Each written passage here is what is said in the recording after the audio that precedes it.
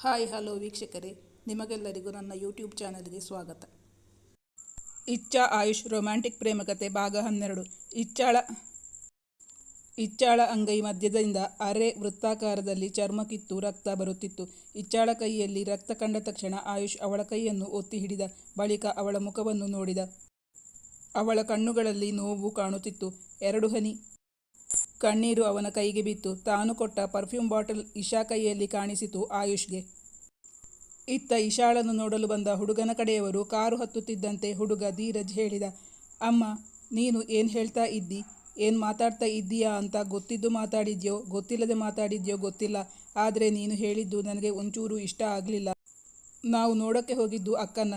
ನೀನು ತಂಗಿ ಇಷ್ಟ ಆದ್ಲು ಅಂತ ಅವಳೆದುರಿಗೆ ಮುಖಕ್ಕೆ ಹೊಡೆದಂಗೆ ಹೇಳ್ತೀಯಲ್ಲ, ಅದು ತಪ್ಪು ಅಂತ ನಿಂಗೆ ಅನಿಸಲೇ ಇಲ್ವಾ? ಆಗ ಸುರಭಿ ಅವರ ಅಣ್ಣ ಹೇಳಿದರು, ಹೌದು ಸುರಭಿ, ನೀನು ಹೇಳಿದ್ದು ನನಗೂ ಒಂಚೂರು ಇಷ್ಟ ಆಗಲಿಲ್ಲ. ನಾವು ಇಶಾ ಫೋಟೋ ನೋಡಿ ಹುಡುಗಿ ಓಕೆ ಅಂತ ತಾನೇ ಹೋಗಿದ್ದು. ಹುಡುಗಿ ಅಂದರೆ ಏನು ಮಾರ್ಕೆಟಲ್ಲಿ ಇರೋ ವಸ್ತುನಾ? ಇದು ಬೇಡ, ಅದು ಚೆನ್ನಾಗಿದೆ, ಅದನ್ನು ಆರಿಸ್ಕೋತೀನಿ ಅಂತ ಹೇಳೋಕೆ? ಸರಿ, ಈಗ ಏನು ಮಾಡೋಣ? ಅಕ್ಕನ್ನ ನೋಡೋಕೆ ಅಂತ ಹೋಗಿ ತಂಗಿನ ಕೇಳೋಕ್ಕಾಗಲ್ಲ. ನನಗೆ ಮನಸ್ಸಿಗೆ ಬಂದದ್ದನ್ನು ತಟ್ಟಂತ ಹೇಳಿ ಅಭ್ಯಾಸ. ಈಗ ನನಗೂ ಅನಿಸುತ್ತೆ ತಪ್ಪು ಮಾಡಿಬಿಟ್ಟೆ ಅಂತ. ತಮ್ಮ ಆಗಿನ ವರ್ತನೆಗೆ ಈಗ ಪರಿತಪಿಸಿಕೊಳ್ಳುತ್ತಿದ್ದರು ಸುರಭಿ. ಈಗ ಧೀರಜ್ ಏನು ಹೇಳ್ತಾನೆ ನೋಡೋಣ. ಅವನು ತಾನೇ ಹುಡುಗಿ ಜೊತೆ ಸಂಸಾರ ಮಾಡಬೇಕಿರೋದು. ಅವನಿಗೆ ಹುಡುಗಿ ಒಪ್ಪಿಗೆ ಆದರೆ ನಾವು ಮುಂದುವರಿಸೋಣ. ನೀನೇನು ಹೇಳ್ತೀಯ ಧೀರಜ್? ಕೇಳಿದರು ಅವನ ಸೋದರ ಮಾವ. ನನಗೆ ಹುಡುಗಿಯ ಸೌಂದರ್ಯಕ್ಕಿಂತ ಅವಳ ಗುಣನಡತೆ ಇಂಪಾರ್ಟೆಂಟ್ ಮಾವ.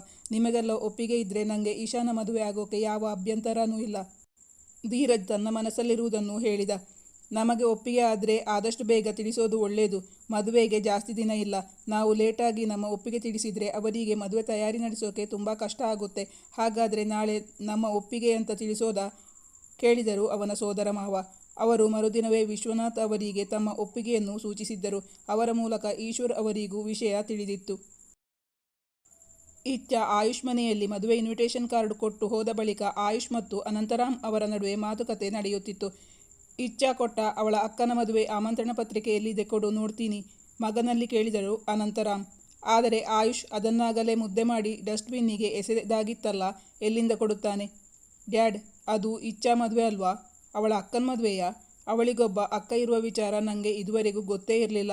ಎಂಥ ಕೆಲಸ ಆಗೋಯ್ತು. ಇಚ್ಛಾ ಆ ಇನ್ವಿಟೇಷನ್ ಕೊಟ್ಟಾಗ ಅದು ಇಚ್ಛಾದೇ ಮದುವೆ ಇನ್ವಿಟೇಷನ್ ಕಾರ್ಡ್ ಅಂತ ಅಂದ್ಕೊಂಡು ನನಗೆ ಮನಸ್ಸಿಗೆ ತುಂಬ ಬೇಜಾರಾಗಿ ಹೋಗಿತ್ತು. ನಾನು ಅದನ್ನು ಓಪನ್ ಮಾಡಿ ನೋಡದೆ ಅದನ್ನು ಡಸ್ಟ್ಬಿನ್ನಿಗೆ ಎಸೆದುಬಿಟ್ಟೆ. ಸಾರಿ ಡ್ಯಾಡಿ. ನಾನು ಇಚ್ಛಾಗೆ ಕರೆ ಮಾಡಿ ಅವಳ ಅಕ್ಕನ ಮದುವೆ ಡೀಟೇಲ್ಸ್ ಎಲ್ಲ ತಗೋತೀನಿ. ಅನಂತರಾಮ್ ಅವರಿಗೆ ಈಗ ಮಗನ ಮನಸ್ಸು ಚೆನ್ನಾಗಿ ಅರ್ಥವಾಗಿತ್ತು. ಅವನ ತಲೆನೋವಿನ ಕಾರಣವೂ ಗೊತ್ತಾಗಿತ್ತು. ಆಯುಷ್ ಇಚ್ಛಾಗೆ ಕರೆ ಮಾಡಿದ. ಆದರೆ ಅವಳು ಕರೆ ಸ್ವೀಕರಿಸಲಿಲ್ಲ. ಪಾಪ, ಅವಳು ಆಗ ಬಂದಿದ್ದಾಗ ಅವನು ಏನೂ ಮಾತಾಡಿಸಲಿಲ್ಲವಲ್ಲ.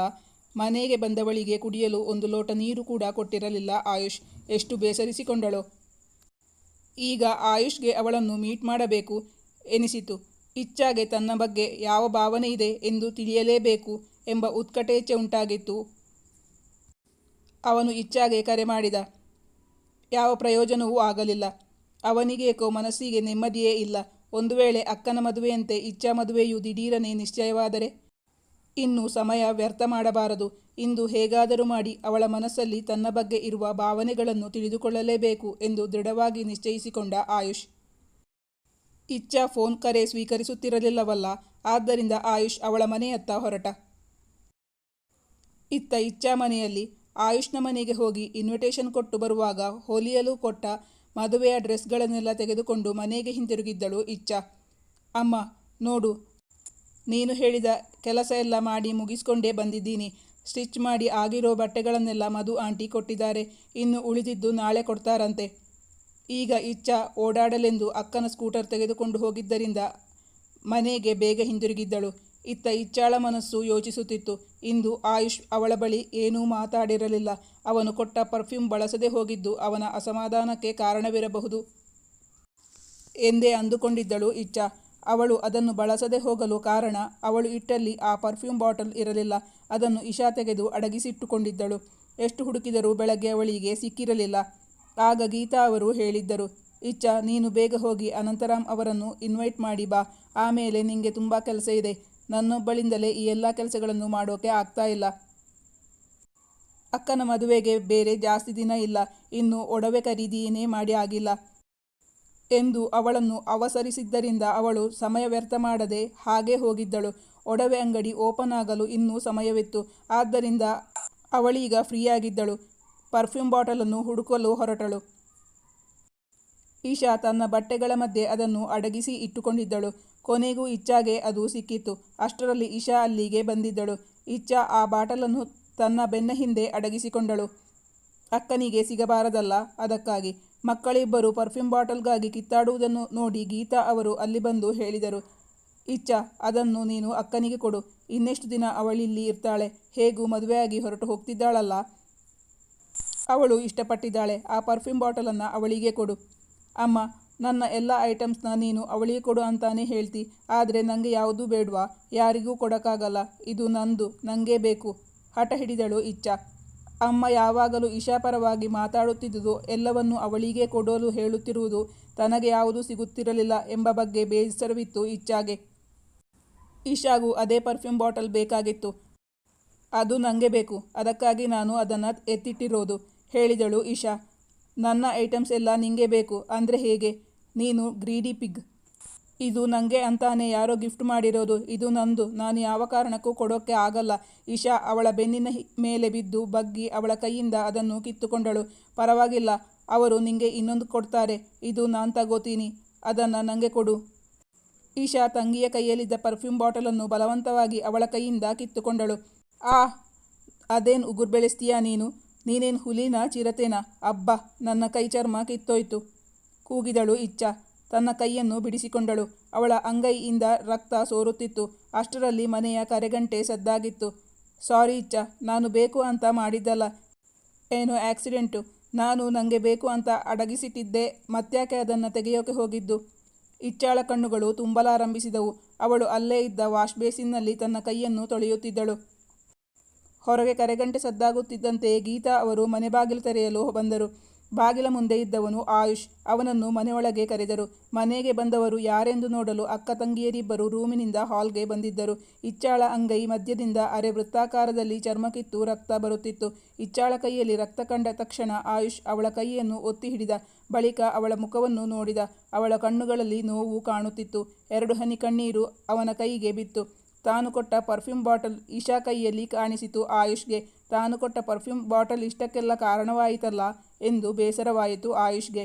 ಆದರೆ ಈಗ ಏನೂ ಮಾಡುವಂತಿಲ್ಲವಲ್ಲ. ಅವನು ತನ್ನ ಪ್ಯಾಂಟ್ ಜೇಬಿನಿಂದ ಕರ್ಚೀಫ್ ತೆಗೆದು ಹಾಲ್ನಲ್ಲಿದ್ದ ವಾಟರ್ ಬಾಟಲಿಂದ ನೀರು ಹಾಕಿ ಒದ್ದೆ ಮಾಡಿ ಅದನ್ನು ಅವಳ ಗಾಯದ ಮೇಲಿಟ್ಟು ಒತ್ತಿ ಹಿಡಿದ. ರಕ್ತ ಇನ್ನೂ ಒಸರುತ್ತಲೇ ಇತ್ತು. ಅದನ್ನು ನೋಡಿ ಅವನಿಗೆ ಅಸಾಧ್ಯವಾದ ಸಿಟ್ಟು ಬಂದು ಇಶಾ ಬಳಿ ಕೇಳಿದ, ಏನ್ರಿ ಇದು, ಹುಡುಗಾಟ ಆಡ್ತಿದ್ದೀರಾ? ಒಳ್ಳೆ ರಾಕ್ಷಸಿ ಹಾಗೆ ನಿಮ್ಮ ತಂಗಿಯ ಕೈ ಬಗೆದು ಹಾಕಿ ಬಿಟ್ಟಿದ್ದೀರಲ್ಲ. ಕೈಯಲ್ಲಿ ಅಷ್ಟೊಂದು ಉಗುರು ಯಾಕೆ ಬೆಳೆಸಿಕೊಳ್ತಿದ್ದೀರಾ? ಅವನು ಅವನ ಕರ್ಚೀಫನ್ನು ಒದ್ದೆ ಮಾಡಿ ಅವಳ ಕೈಯ ಮೇಲೆ ಇಟ್ಟು ಅದನ್ನು ಒತ್ತಿ ಹಿಡಿದಿದ್ದನಲ್ಲ, ಅದು ರಕ್ತಸಿಕ್ತವಾಗಿ ಹೋಗಿತ್ತು. ಇಚ್ಛಾ ಕೈಯಿಂದ ರಕ್ತ ಸೋರುತ್ತಲೇ ಇತ್ತು. ಗೀತಾಗೆ ರಕ್ತ ಸೋರುವುದನ್ನು ನಿಲ್ಲಿಸುವುದು ಹೇಗೆ ಎಂದು ಗೊತ್ತಾಗುತ್ತಿರಲಿಲ್ಲ. ತಮ್ಮ ಮುದ್ದಿನ ಮಗಳನ್ನು ಬೈಯಲು ಮನಸ್ಸಾಗಲಿಲ್ಲ. ಆಯುಷ್ ಬಳಿ ಹೇಳಿದರು. ಇಶಾ ಬಳಿ ಇದ್ದ ಪರ್ಫ್ಯೂಮ್ ಬಾಟಲ್ ತೋರಿಸುತ್ತಾ, ಈ ಪರ್ಫ್ಯೂಮ್ ಬಾಟಲ್ಗೋಸ್ಕರ ಇಬ್ಬರು ಕಿತ್ತಾಡಿಕೊಂಡು ಈ ಗಾಯ ಮಾಡಿಕೊಂಡಿರೋದು. ಇಶಾ ಆಗಲೇ ಇದು ನನಗೆ ಬೇಕು ಅಂತ ತೆಗೆದಿಟ್ಕೊಂಡಿದ್ಲು. ಇಚ್ಛಾ ಹತ್ರ ಹೇಳಿದ್ದೀನಿ. ಇಶಾ ಮದುವೆಯಾಗಿ ಹೋಗ್ತಿದ್ದಾಳೆ, ಅಕ್ಕಂಗೆ ಕೊಡು ಅಂತ. ಅವಳು ನನ್ನ ಮಾತು ಕೇಳದೆ ಕೈಗೆ ಏಟ್ ಮಾಡಿಕೊಂಡ್ಳು.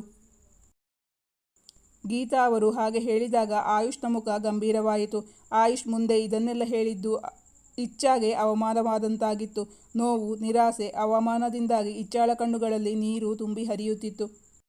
ಈಗಲೂ ಇಚ್ಛಾ ಅದು ಆಯುಷ್ ಕೊಟ್ಟ ಪರ್ಫ್ಯೂಮ್ ಬಾಟಲ್ ಎಂದು ಹೇಳಲು ಹೋಗಲಿಲ್ಲ.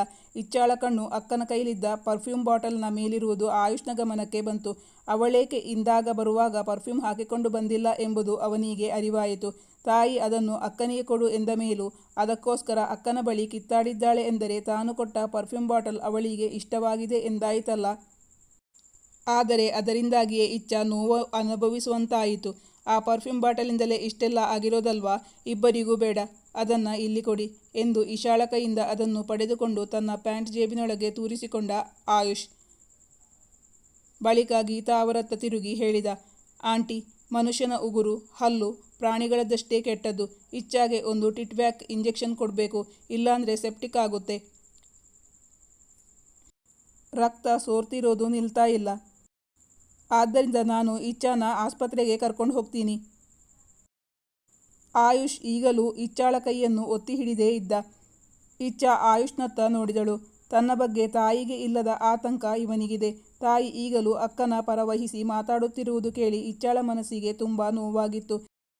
ಗೀತಾ ಅವರು ಇಶಾಳನ್ನು ಏನೂ ಹೇಳದ್ದು ಆಯುಷ್ಗೂ ಸಮಾಧಾನವಾಗಿರಲಿಲ್ಲ.